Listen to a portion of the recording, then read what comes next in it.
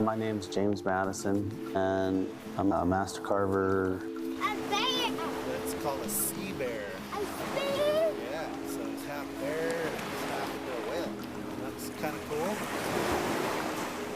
My Indian name was given to me by my grandfather. It's Pasayux, and that was his name before me, and that means different one. I try to live up to that every single day of my life.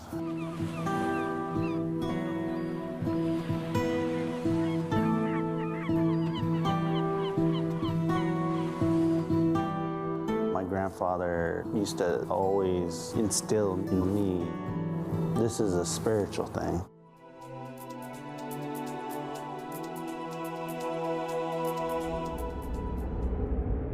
We always listen to the wood. The wood is going to tell you what it's going to be. And I never understood that until I got older. When I see the piece of wood, I actually start seeing the design inside of it, like a ghost. And I feel like I gotta rescue it to bring it to life.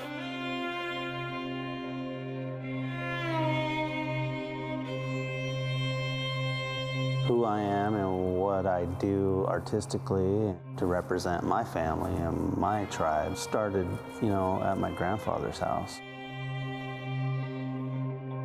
Culture was very important to him. To keep it alive was very important. He would get all us cousins around the kitchen table and he would carve and he would tell us stories about our future, our past, about who we are.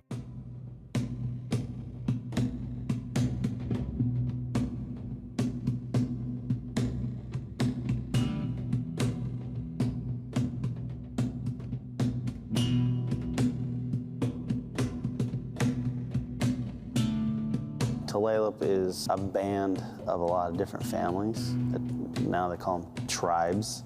I have Alaskan blood, which is Tlingit. We come from an eagle house.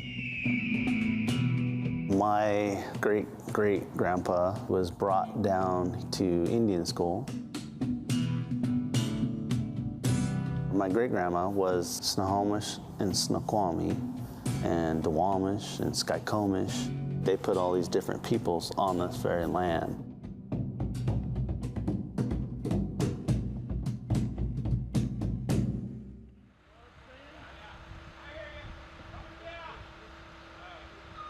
For us, artwork is our books. We put the information of our people, our family, our lineage is on the artwork.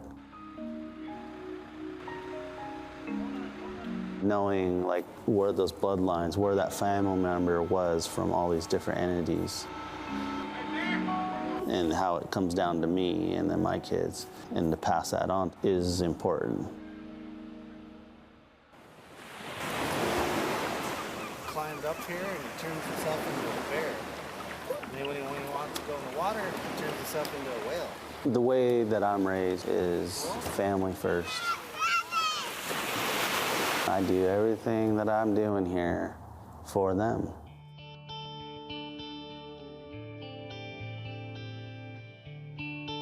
I coach my kids' sports. I coach football, I coach basketball.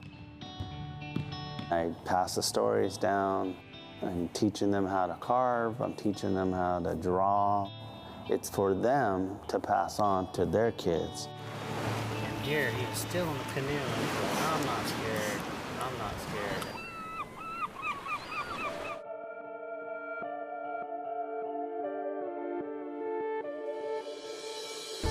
I lived in two worlds. I had to adapt to two worlds. And it's hard.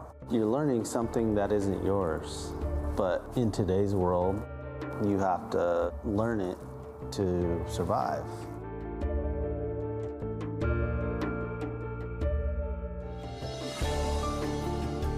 I've started just snowballing with designs and artwork and ideas and concepts. It's a spiritual awakening.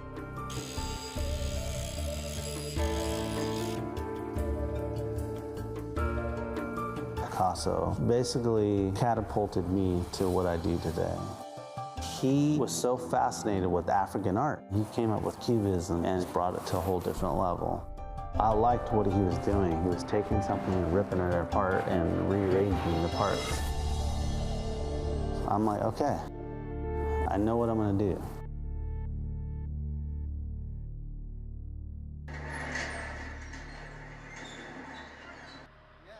It was about taking the European art and then bringing my native art to it and coming up with something new. I'm an Indian. They call us American Indians. They call us Native Americans. I'm an Indian, and we all evolved. For me, to show that we're still alive is to take this old traditional carving and give it a modern twist.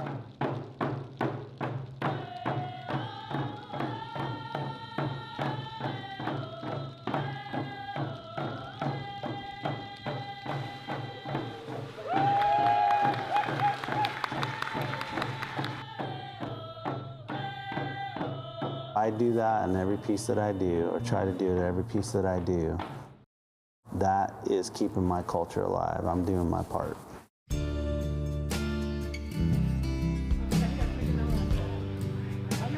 reason why I put it out here is to keep the teachings for this generation and younger, because I want them to come up and see, what we used to do, the Indians. As my grandfather would say, we're not petrified, we're still alive.